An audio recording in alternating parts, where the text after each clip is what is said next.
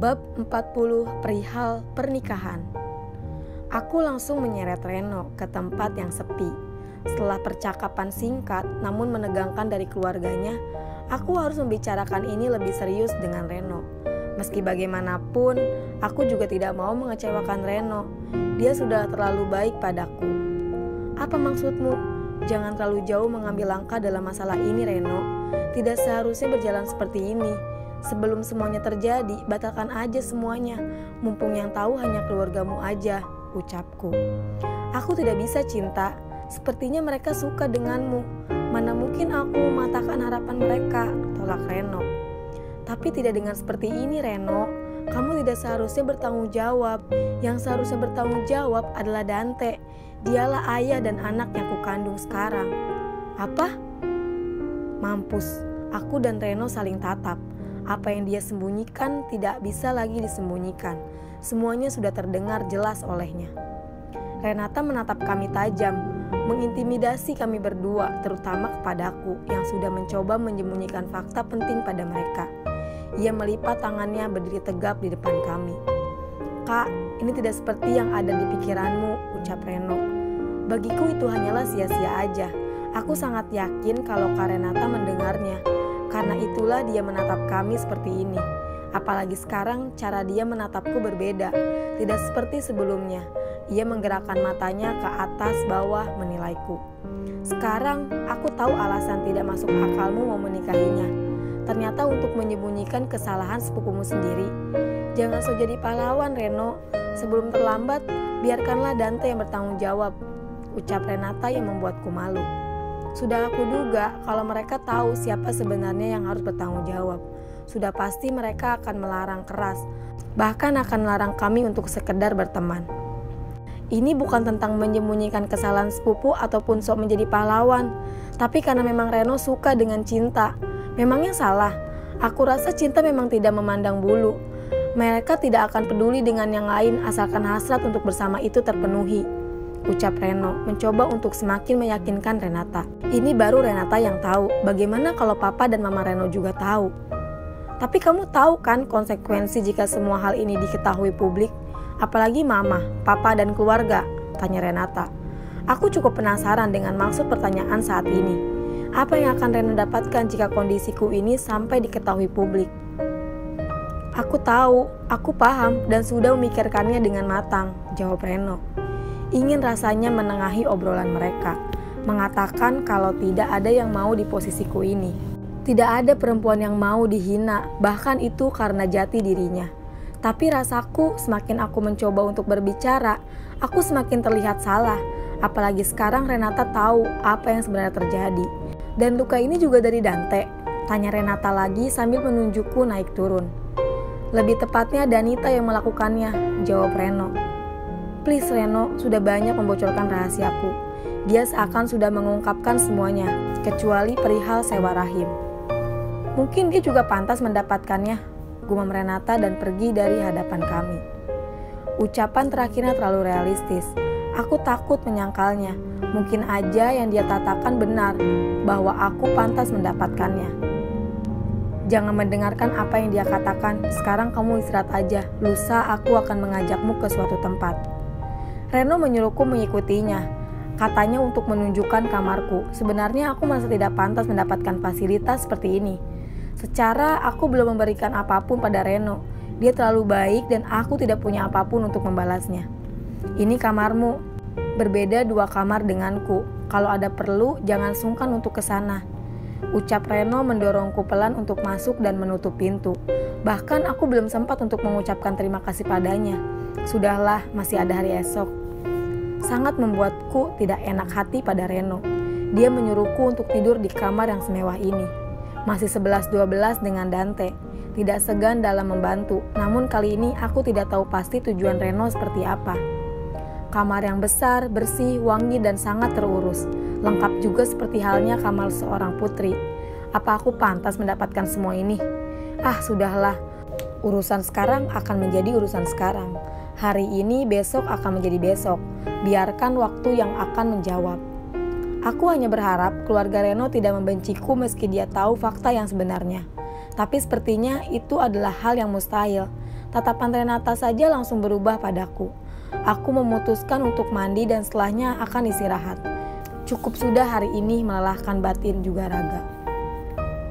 Sungguh nyenyak, sudah lama sekali aku tidak merasakan nyenyaknya tidur seperti ini. Rasanya nyaman, membuatku enggan untuk bangun dari ranjang, ini bahkan untuk sekedar sarapan. Tapi aku tidak boleh lelai seperti ini. Aku seharusnya sadar, bersyukur karena bisa diberikan fasilitas seperti ini. Matahari belum sepenuhnya naik. Aku berusaha untuk bangun dan berniat untuk melakukan pekerjaan rumah.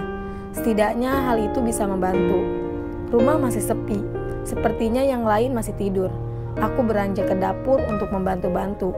Namun yang aku dapatkan membuatku sedikit terkejut. Ternyata Mama Reno sudah bangun dan dialah yang memasak sekarang. Agak ragu untuk menyapa. Hampir aja aku berbalik dan menuju kamar kalau dia tidak memanggilku. "Cinta, sini nak," tersenyum canggung. Aku menghampirinya. "Sini bantu mama," ajaknya, sedikit geli mendengarnya. Apakah aku masih pantas memanggilnya dengan sebutan mama? Iya, aku membantu Mama Reno memasak untuk sarapan pagi ini. Sambil memasak, Mama Reno mengajakku mengobrol, membuatku sedikit tahu tentangnya. Dulu dia dan Papa Reno dijodohkan. Mereka sama sekali tidak saling menyukai. Bahkan Papa Reno menyukai adik dari Mama Reno. Cukup rumit, apalagi kalau masalah hati. Tidak bisa diganggu-gugat, namun lambat laun Papa Reno pun dulu dan mencintai Mama Reno. Sebenarnya cukup menyenangkan juga mendengarkan Mama Reno bercerita seperti ini. Seakan-akan dia sudah sangat percaya denganku. Apakah aku bisa menjaga kepercayaan itu? Tidak terasa hampir 2 jam kami memasak. Aku juga sudah mengatur semuanya di meja makan. Ternyata Mama Reno tidak menyewakan pembantu rumah tangga di rumahnya. Dia mengerjakan semuanya sendirian. Papa Reno, Renata, dan Reno satu persatu mulai bergabung di meja makan. Aku baru tahu sekarang kalau keluarga ini generasi dokter. Papa Reno spesialis jantung, Renata dokter anak, sedangkan Reno dokter umum. Mereka terlihat keren dengan jas suci mereka.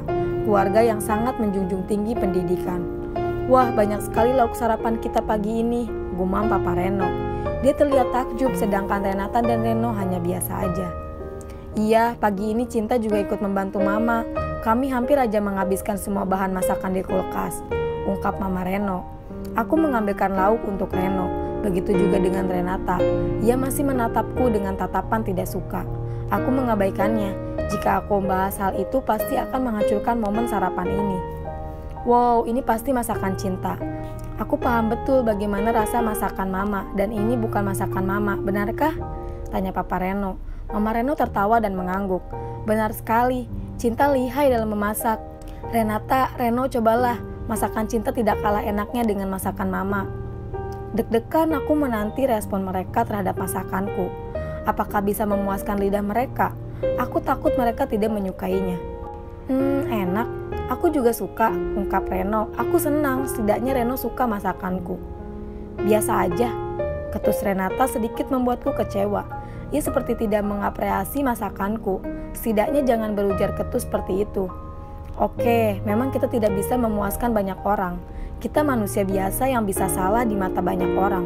Apalagi sekarang kasusnya adalah aku miliki level yang jauh berbeda dengan mereka. Tidak heran kalau dia merespon seperti itu. Abaikan dia, bisik Reno padaku. Aku mengangguk dan tersenyum padanya. Aku juga ikutan sarapan, hanya saja entah mengapa aku ingin sarapan roti, tidak makan makanan berat seperti mereka. Aku mengambil roti dan selai nanas, mengoleskannya rasa di roti. Baru aja hendak memakannya, tanganku langsung dicegat oleh Renata. "Ini nanas, bahaya untuk kehamilanmu." "Reno, perhatikan lagi calon istrimu," ucap Renata. Masih dengan nada ketus. Meskipun begitu, dia sudah begitu peduli karena mencegahku memakan makanan yang berbahaya untuk kehamilanku. "Astaga, jangan, nanti aku aja yang makan. Sekarang kau makan sayuran aja, jangan buah nanas."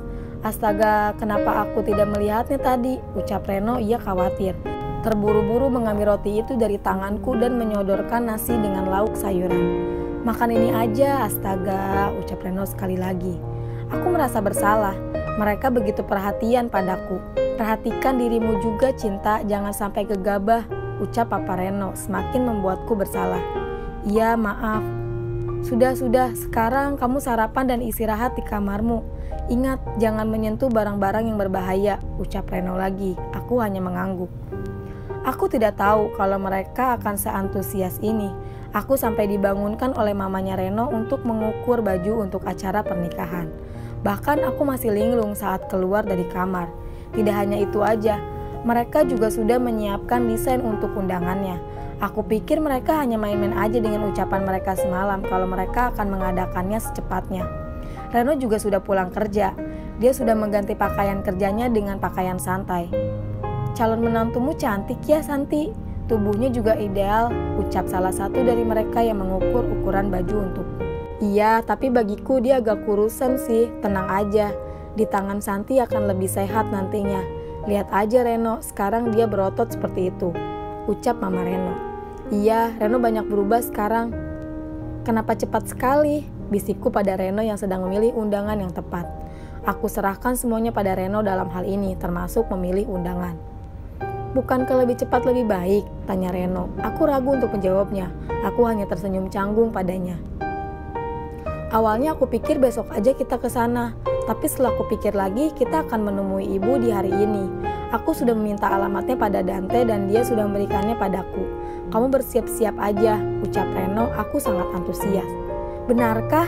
Kamu tidak bercanda kan? Tanyaku memastikan. Apa aku terlihat bercanda? Aku menggeleng. Ingin rasanya berteriak kencang kalau aku akan bertemu dengan ibuku sebentar lagi. Apalah daya, aku hanya bisa berteriak dalam hati.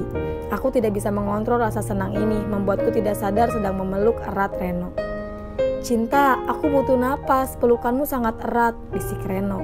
Aku langsung tersadar dan melepaskan pelukan itu. Astaga, malu sekali. Terserah. Yang penting sebentar lagi aku akan bertemu dengan ibu.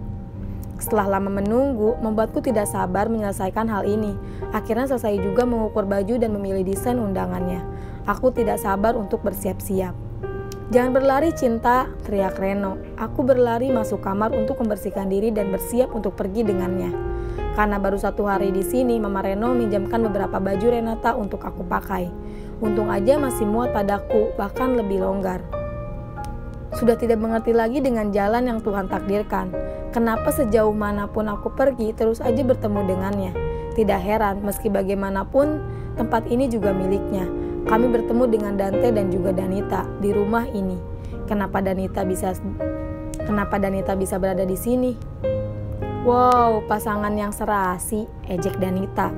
Aku tidak berani menjawabnya. Masih teringat sekelebat bayangan bagaimana Danita memperlakukanku di rumahnya.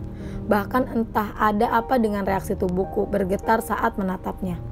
Reno menggeserku untuk bersembunyi di belakang tubuhnya. Tentu, bahkan sebentar lagi kami akan menikah. Dan tentunya kalian harus datang ke pernikahan sepupu kalian. Oh iya, aku lupa membawakan kalian undangan pernikahan kami, jawab Reno, padahal belum disiapkan. Dia membual. Aku hanya khawatir, jangan sampai hal ini menimbulkan perseteruan lagi. Dengan atau tanpa adanya undangan, kami tidak akan menghadiri pernikahan kalian, tolak Dante. Aku cukup kecewa mendengarnya. Kalian pasti akan datang, kalian tidak perlu bohong, ujar Reno. Aku ingin semua ini berhenti, jangan berseteru lagi. Bahkan aku sampai menarik baju Reno agar dia paham kode yang aku berikan untuknya. Tentu aja, kami akan datang untuk mengungkapkan siapa sebenarnya perempuan yang bersembunyi di belakangmu itu, ucap Danita. Inilah yang aku takutkan. Bagaimana jika hal itu benar-benar terjadi? Bukan cuma aku aja yang dirugikan, bahkan keluarga Reno juga terancam dirugikan. Pada dasarnya, aku memang tidak diberikan hak untuk bahagia.